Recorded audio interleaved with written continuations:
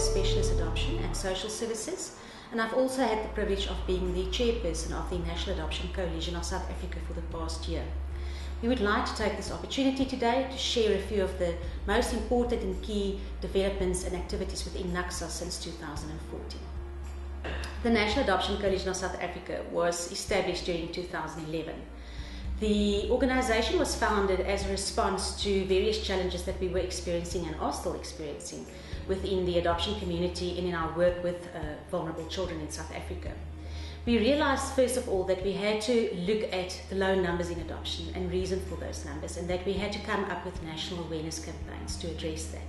Secondly, we realised that we have to look at the limited knowledge base around facts and actual correct practices within adoption with service providers and also within our communities. It didn't really start just as the need to have a coalition. It actually started and arose out of a need to have an advertising campaign for recruitment of adoptive parents.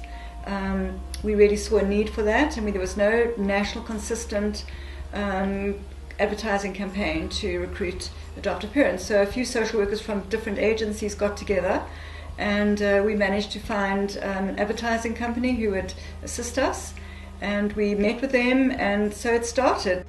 We also were aware of the fact that we are a quite fragmented community, and that often organisations and social workers were in competition with each other, not working together or being a united community. So we wanted to really look at coming together as an adoption community and getting a collective voice in that sense. And then last but not least, we felt that it was very important to take the hand of DSD in promoting good adoption practices. We deal with issues that impact directly and indirectly on the adoption community, whether it affects the child, the birth parent and the adopters, as well as service providers, because many of the legislative changes and decisions affect how we actually can and can't do adoptions. The Department of Social Development sees us as a stakeholder, and they keep us abreast and informed of any changes. We have made representation to Parliament, and those are usually issues that are regarding the Act, the Children's Act, which governs the work that we do. I think that the role that we fulfill on behalf of this community is extremely important, because we have to pool our resources, we have to use our resources wisely, and we also have to know what's going on at all times, and that can be quite tricky and onerous at times, but it's an important function that we fulfill. Through the hard work of many committed and passionate people, we have succeeded in establishing a coalition that has become an important role player within the adoption community. So my name is Dee Blackie, and I've been working with the National Adoption Coalition since its launch in 2011, in fact since just before then. And obviously I'm sort of involved in helping with special projects, which we have launched over the years, and they're a combination of communication programs and training programs. We have successfully launched and implemented various campaigns since 2011.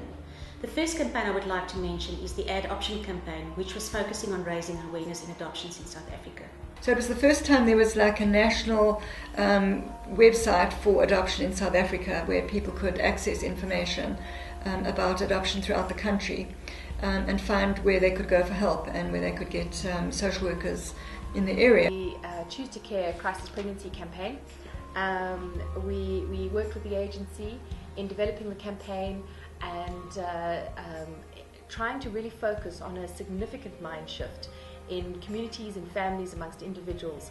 And the mind shift was one of moving from shame and blame around teenage pregnancy and crisis pregnancy to one of care and compassion.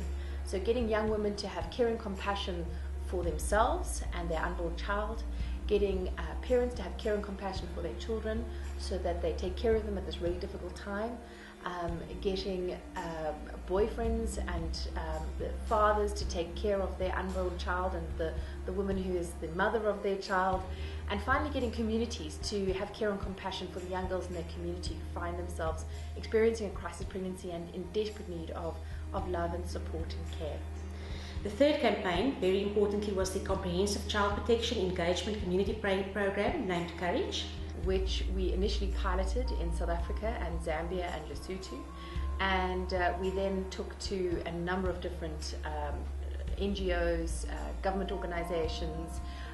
We even trained it at an international child protection forum in Stockholm in Sweden with the Swedish Foundation for Children Without Parental Care. And the exciting thing about Courage is that it appears that more and more people are picking it up and running with it and using it as a really great tool to have really difficult conversations around child protection. We created over 1,500 little baby dolls, and these baby dolls were abandoned at various community hubs around the country, shopping malls, bus stations, taxi ranks, police stations, baby homes, and so on. And the focus of the campaign was really to say to people that this little baby doll has been abandoned, as are many young children in our country, and encouraging people to choose to care for these young babies, baby dolls, and to take on the challenge of child abandonment.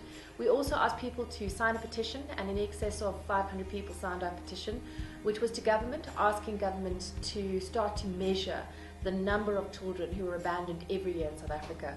Our belief is if we have the number in terms of how many children are being abandoned, where they're being abandoned, how they're being abandoned, it would give us an enormous amount of insight to actually start addressing the issue. And it's an issue that we believe we can get on top of as long as we have the right kind of information. So we then looked at a project called the Care Crib Project. So it basically is a box that we have. It has it's a big cardboard box. It has a mattress in it, and it's big enough for a baby to sleep in for at least 6 months. And that is filled with baby products, baby grows, blankets, products for the baby, so that it's a start-off pack, a start-off for the mom when she leaves the hospital with her baby. And I believe we're helping in excess of 100 young women every month when it comes to crisis pregnancy through these various networks.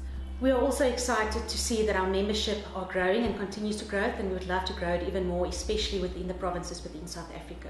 The idea was that bringing it down into the provinces and actually filtering it through, it will also be beneficial to adoption social workers and other relevant role players working on a daily basis with adoption in a very practical level. So that was the idea, that it's an actual tool that can be used in provinces and that can capacitate and can encourage adoption social workers. During 2017, we really want to continue to involve and create more active coalitions. And there was already keen interest from service providers and DSD in both Limpopo and the Northwest Province to really get on board and to establish active working adoption coalitions. So now I really want to, at this conference, also make an appeal on provincial service providers, on DSD, to really take a stand and to really get involved in terms of establishing a coalition that can really be beneficial in your province. In collaboration with key partners, we have plans to launch even more programs during 2017. I think our key focus for 2017 is going to be how we can support the various members of our adoption community. And this adoption community is incredibly broad. It's not just social workers dealing in adoption. It's all social workers, it's all baby homes, it's all places of safety, it's adoptive parents, it's adoptees, it's anybody that really forms a part of our general community. And really, as a National Adoption Coalition, what we want to do is to support each of those stakeholders in what they do. And part of that is about assisting them with things like lobbying and legislation. But part of it is also helping them to create awareness for what they're doing and how they're doing it and the kind of support that they need.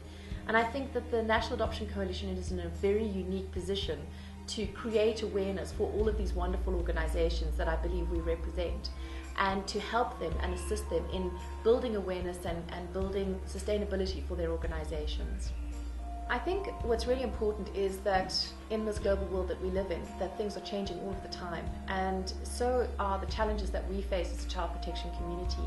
And I think it's really important that we take those changes into consideration and we develop really innovative approaches on how to provide services to individuals, to families, to communities, to mothers, to fathers, and all of the people that support these individuals. And I think that that's going to be our focus as a child protection organisation and as a community in general, is trying to find clever ways to support our children, to protect our children, and importantly to empower our children, because that's the kind of support that they're going to need moving forward. In conclusion, I would just like to confirm our commitment to our vision and to our continuous partnership in together finding appropriate solutions and responses to the challenges that we are experiencing. I would also like to take this opportunity to thank each and every one of you for your support and your continuous involvement.